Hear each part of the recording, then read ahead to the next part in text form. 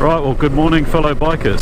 It's a particularly pleasant day here in South Buckinghamshire, so I thought I'd just pop out for a ride before doing more productive things for the day and work on the next vlog on the CBX or my CB500X owner's review. So the next thing on my list was good and bad points. Coin toss as to which to start with, but I thought I'd start with the niggles before moving on to the good stuff. So what's my list of niggles? I'll start with a couple that are just personal, really personal niggles. So number one, when you get the bike and it's got stock set up, the speedometer overreads quite substantially. Now, if you've been doing research on the CB500, you may have come across this on the forums, and it's one of those issues where there's a lot of opinions and it winds a few people up. So you may or may not care about it, but I think there's quite a bit of disinformation.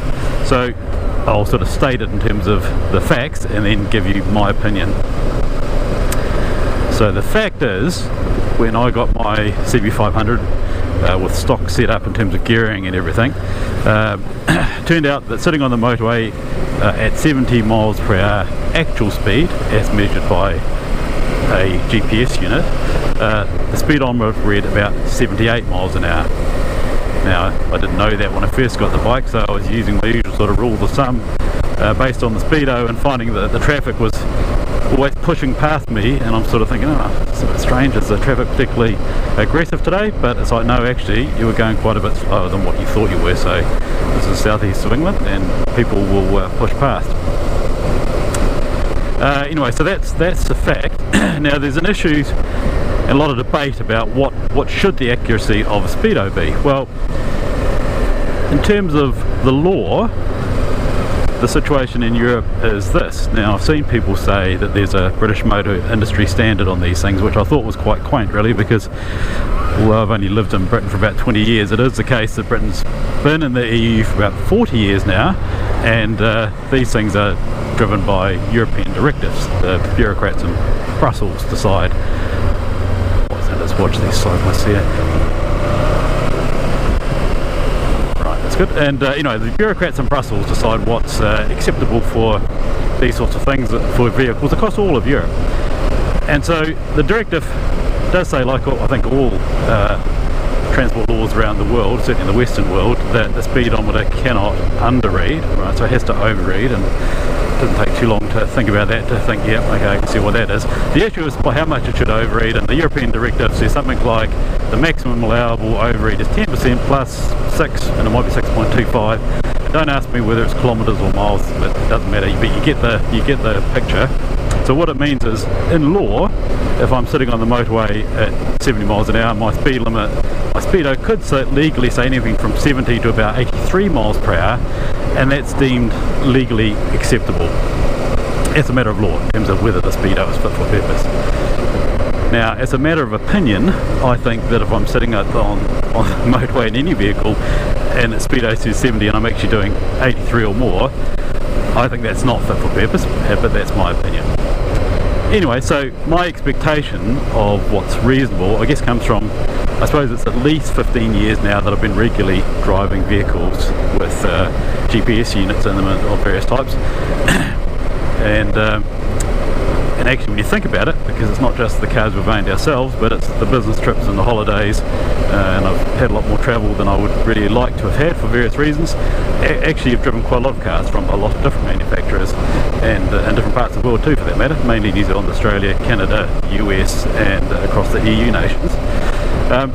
But my experience is, I think, about sort of 3 to 5% is normal. So I expect, and certainly my cars and most cars I've ever driven, that if I'm sitting at 70 miles per hour on the motorway, real speed is at speedo also something like 72 to 73, maybe plus or minus 1 over that.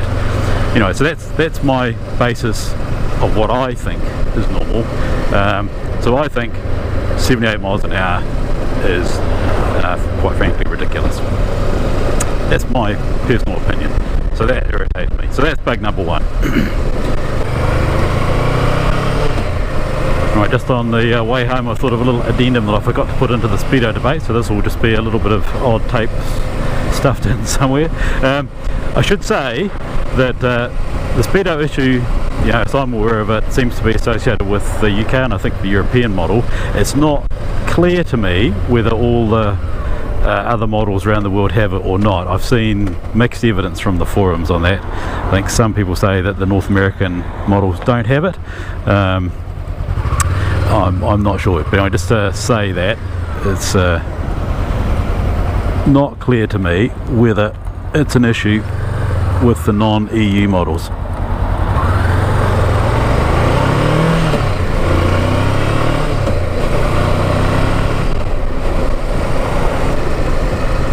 So with that out of the way, bug number 2, and again this is a very personal thing, is this bike's got a nice little engine, but my opinion is that they borrowed the gearbox from a 1950s Russian Ural or something akin to that, because it's rough, I think, thunky and clunky, smacks and clanks, and it's a little bit prone to getting stuck in neutral at times, just every now and then. And maybe that's just this particular unit, but I've ridden other CB500s and they're all thunky and clunky.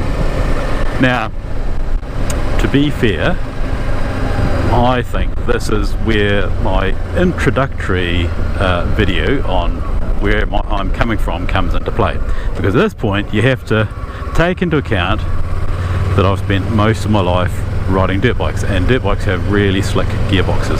So I've not ridden a huge number of road bikes, but I get the impression that the thunky clunky thing is actually fairly normal for many of those bikes. And I must admit, I can kind of see why, if you'd sort of got used to that from the start, you might quite like it, right? That sort of firm thunk. Yep, it's gone into gear.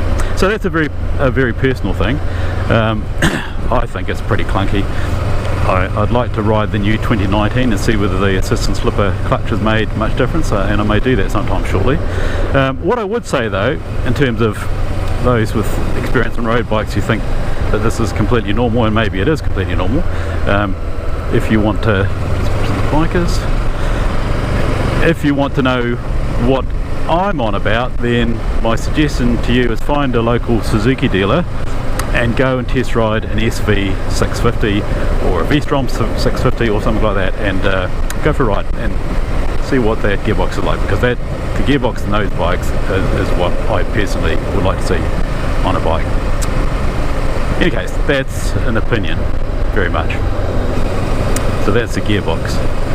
Perhaps a more substantive issue, I suppose, really if you take the bike as it's advertised and for the purposes it's really designed for, I think probably the biggest weakness is the suspension.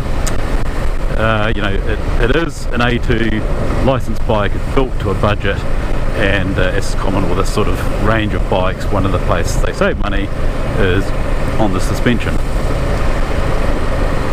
So, how much of an issue is that? Well, it depends a lot upon what you're doing. To be fair, the stock suspension, the forks in particular, are very, very basic inside. But actually the stock bike is very good on the sort of little sharp edge bumps, so if you're just tootling around town commuting, little ripples and potholes and things. Let's watch this here.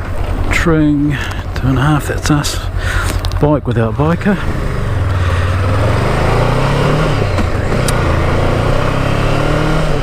Yeah, so when I got the bike I didn't do anything to the suspension for a while. In fact, I didn't do anything to much for a while, because obviously it's good to ride it as is before you start ploughing in and making changes. And actually the suspension was very good on the little ripples, but where it's weak is if you go out on these sorts of roads, which in the UK can be really quite lumpy and bumpy despite being sealed, you get this pogo stick effect, which is really just under damping, right? So you'll be driving along and the bike will bounce up and down, you get a couple of bounces, right? And that's not really what you want if you're riding a bit in a more spirited fashion in a corner and you get some of those bumps and ripples. It'll unsettle the bike and perhaps cause a situation which isn't that great. So that's really the third one, and I think one of the biggest issues. So that's number 3. And so number 4 it's one of these things. So there's a whole issue with the 47 horsepower, and you know, do you like it, do you not like it, what are the ups and downs of it. What I would say, so I think I'll do something separate on the 47 horsepower because it's a issue in itself, and it has ups and downs. And indeed, if you saw my introductory video, the low power was specifically one of the reasons I bought it. So I had particular objectives that helps us to achieve. But that said, in terms of likes and dislikes, there's no doubt that one of the downsides of the 47 horsepower is that if you go on a long day riding, so I've done a couple of sort of 300-mile days, particularly into these back roads in the UK, with a small engine, you do a lot of gear shifting. And I mean, that's one thing in itself, but I mean, the main issue at the end of the day is actually you get sick of working the clutch that much for a long day like that. So you have to do a lot of gear shifting and a lot of clutch work. Now the new CB has got a new lighter clutch, so it may well be that deals with it, but on the 16 in the models, the previous models, I'll just move back for this chap. It does mean quite a lot of clutch work, and the clutch is reasonably hard work. So that's kind of my fourth point, really, and that's my list of niggles. I will mooch on down through Great Missenden and over to Wendover and look for a coffee, and I guess I'll talk to you folks later. So ciao for now.